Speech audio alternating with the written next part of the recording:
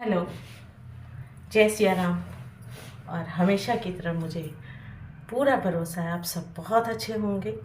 और आज मैं सिसकिया के इस सेगमेंट में, इस वीडियो में आपसे गुफ्तगू में एक ऐसी कहानी शेयर कर रही हूँ जो प्रताड़ित पुत्री और उनके माता पिता के आपस के कन्वर्सेशन की है। तो आइए शुरू करते हैं। हेलो पापा जी, नमस्ते। कैसे हो? मम्मी जी ठीक हैं? हाँ हाँ बिटिया, तू सुना? वह सब तेरे मम्मी पापा, छोटी ननद और सब? अच्छा। कुछ 2 मिनट तक बात करने के बाद ब्रजेश बाबू ने फोन रख दिया। तभी रसोई घर से बाहर आती उनकी पत्नी सुधा उनकी ओर देखते हुए बोली, किसका फोन था जी? गुड़िया का, ब्रजेश बाबू ने बताया। तो उनके चेहरे को देखकर सुधा जी ने पूछा, सब खैरियत तो है? क्या बोल रही थी गुड़िया? हाँ, सब कुशल मंगल है, बोल रही थी। ये कहते हुए ब्रजेश बाबू की आवाज़ कप कपा रही थी। सब कुशल मंगल है तो फिर आप ऐसे घबराए क्यों हैं जी? सुधा जी ब्रजेश बाबू के कंधे पर हाथ रखकर बोली। अच्छा लाइए, आपका फ़ोन रिकॉर्डिंग करता है ना, मुझे अपनी गुड़िया की आवाज़ सुननी है। कहते हुए सुधा जी ने ब्रजेश बाबू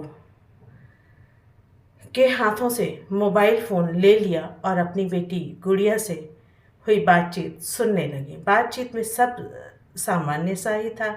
गुड़िया ने अपने मम्मी पापा के हालचाल के साथ उनकी कुशलता की कामना करते हुए बातचीत की थी और आखिर में पूछा था, छोटा भाई राजू कैसा है? मुझे उसकी बहुत याद आती है। मोबाइल फ़ोन पर गुड़िया से उसके पापा की हुई बातचीत सामान्य सी सुनकर वह निश्चिंत होकर वापस से रसोई में चली गई। लेकिन जब लौटी तो देखा कि ब्रजेश बाबू अभी भी फ़ोन की गैलरी में अपनी गुड़िया की पिक्चर को एकटक घूरे जा रहे थे। उनका चेहरा देखकर सुधा जी के ऐसा महसूस हो रहा था मानो किसी ने उनका सारा खून निचोड़ लिया हो। सुधा जी ने ये सुना और देखा तो बड़े प्यार से ब्रजेश बाबू के कंधों को स्पर्श करते हुए उन्हें आंख के इशारे से पूछा, क्या बात है? अचानक सुधा जी के स्पर्श को पाकर ब्रजेश बाबू ने सकपकाकर फोन एक ओर रख दिया और सहज होने का असफल प्रयास करते हुए बोले, सुधा सोचता हूँ कल गुड़िया के पास ही हो आऊं। सुधा जी ने उनके पीले उदास चेहरे की ओर ध्यान से देखा, फिर रूंधे गले से बोली, आखिर हुआ क्या है? कहिए ना। आखिर ऐसा हुआ क्या है? कहिए ना। अभी कल ही तो आप अगले महीने गुड़िया के यहाँ जाने की बात कर रहे थे। फिर अचानक ऐसा क्या जो आप कल ही, तुम्हें कसम है जो कुछ भी है छिपाया तो समझ लेना। इस बार ब्रजेश बाबू सुधा जी से आंख नहीं चुरा सके और रूंधे आवाज में बोले, पिछली दफा गुड़िया ने मुझे बताया था कि उसके ससुराल वाले उसके यहाँ किए हर काल को बिना उसकी मौजूदगी के करने नहीं देते। हाँ तो यह हमारी खैरियत व बातचीत करने के लिए ऐसा करते होंगे। नहीं सुधा, उनका व्यवहार हमारी गुड़िया के प्रति अच्छा नहीं है। ये लोग उसे तंग करते हैं। ये गुड़िया ने मुझे बताया था। तब मैंने उससे कहा था कि भविष्य में अगर ये लोग उसे तंग करें और वह हमें बुलाना चाहे तो फ़ोन पर आखिर में ये कह दे कि उसे राजू भैया की बहुत याद आती है। और इस बार उसने फ़ोन पर बातों के आखिर में यही तो कहा है। कहते हुए बुजुर्ग पिता की आंखें छलछला गई थीं। आंख तो सुधा जी की भी भींगी हुई थी, मगर फिर उन्होंने ब्रजेश बाबू के चेहरे को अपने हाथों में लेकर कहा, ए हम बेटी के माँ बाप हैं और उसका हौसला भी। चलिए हम अभी चलते हैं वहाँ, और यदि सब कुछ सुधरता हुआ नहीं लगा तो गुड़िया को लेकर वापस अपने घर आ जाएंगे। ये जब सुधा जी ने ब्रजेश जी को बोला तो ब्रजेश जी को एक हिम्मत सी महसूस हुई। क्या, मगर लोग क्या कहेंगे? कुछ तो लोग कहेंगे, लोगों का काम है कहना। सोचिए, एक बेटी का घुट घुट कर मरना अच्छा है या उसका जीवित रहना? शादी ब्याह में यदि लड़के वाले गलत निकल गए तो उसमें हम अपनी बेटी को सजा क्यों भुगतने दें? शादी ही असफल हुई है ना, जीवन तो नहीं। हम उसके जन्मदाता हैं, उसे अकेला कैसे छोड़ दें? चलिए, जो भी होगा उससे घबराने का नहीं, बल्कि दृढ़ता से उस परिस्थिति का सामना करने की जरूरत है, कहकर वह गुड़िया के घर जाने के लिए तैयारियां करने लगी।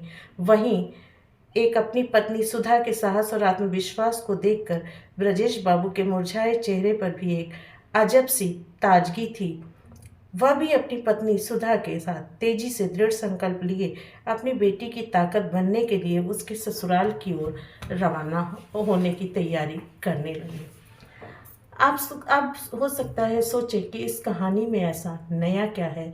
अगर ससुराल में बेटी के प्रति कुछ गलत व्यवहार होता है तो माँ बाप को चिंतित होना आवश्यक है, लाजमी है, और ये नेचुरल बिहेवियर है। तो इस पे मैं ये कहूँगी कि हाँ, यहाँ पे कुछ एक्स्ट्रा है, एक्स्ट्रा फिक्र है, समाज की चिंता नहीं है। नहीं तो जनरली ऐसा होता है कि अगर लड़की ससुराल में प्रताड़ित है तो माँ बाप उसे यही कह करके टालने की कोशिश करते हैं, बेटा ऐसा सबके साथ होता है, समझदारी दिखाओ, समय का इंतज़ार करो, सब कुछ ठीक हो जाएगा, वगैरह वगैरह। और वहाँ पे लड़की हिम्मत हारने लगती है, क्योंकि उसका साथ वही नहीं देते जिन्होंने उसे ज़िंदगी जीना सिखाया। शायद मैं गलत कह रही हूँ कि जो माँ बाप अपनी बेटी को ससुराल में प्रताड़ित होते देखकर उसे उसका साथ नहीं देते, उसका हौसला नहीं बनते, उन्होंने अपनी बेटी को जीना सिखाया ही नहीं, उसे सिर्फ मरने के लिए एक परिवार में छोड़ आए हैं। शादी हो गई, उनकी जिम्मेदारी ख़त्म, अब वो लड़की मरे या जिए। और कहीं उस लड़की ने कायरता दिखाया या हिम्मत हार गई और उसने अपनी जीवन लीला समाप्त कर दी, तो यही माँ बाप रोते रोते बोलते हैं, एक बार मुझे बताया तो होता, अरे उसने आप ही से तो कहा था, किसी पड़ोसी से तो कहा नहीं था, लेकिन आपने उसकी वो आशा की डोर तोड़ दी।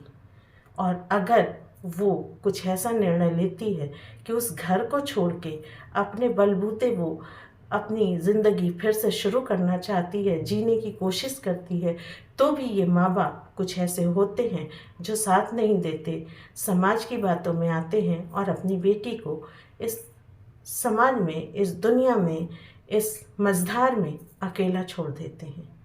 और तो और अपनी कमी को छुपाने के लिए बेटी पे भी उंगलियां उठाते हैं। आप सोच रहे होंगे मैं कैसी बात कर रही हूँ, मैं इस समाज में होने वाली घटनाओं की ही आपसे बात करती हूँ। मैं कोई कल्पना जनित बातें आपसे नहीं करती हूँ। जो मैं देखती हूँ, जो मैं सुनती हूँ, जो मैं समझती हूँ, मैं वो आपसे साझा करती हूँ। इसलिए कहती हूँ कि जैसे बेटे को आपने पैदा किया है, उसी तरह बेटी को भी आपने पैदा किया है। पहले तो उसे शादी से पहले जीने का मतलब सिखाइए, उसके होने का मतलब सिखाइए, और उसके बाद अगर ससुराल में उसके साथ कोई विपरीत परिस्थितियां हैं तो एक मजबूत चट्टान की तरह उसके साथ खड़े होइए। उसके लिए ये हौसला ही बहुत है। हाँ, इसके साथ साथ मैं आपसे एक बात और कहना चाहती हूँ कि स्थिति परिस्थिति को पूरी तरह समझिए। कहीं ऐसा न हो कि आपकी बेटी ही गलत हो और आप उसके साथ खड़े होके ससुराल वालों को आप प्रताड़ित करें, उनके ऊपर झूठे केस हों। देखिए, ये भी समाज में बहुतायत से दिखता है, तो मैं इसकी पक्षधर नहीं हूँ।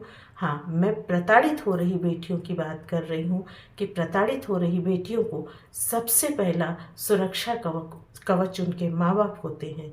तो अगर आप एक बेटी के माँ बाप हैं और दुर्भाग्यवश आपकी बेटी को अच्छा ससुराल नहीं मिला है, उसे लोग प्रताड़ित कर रहे हैं, तो समाज की परवाह ना करें, क्योंकि ये समाज ना आपकी बेटी को 2 रोटी देने आएगा, ना आपको 2 रोटी देने आएगा।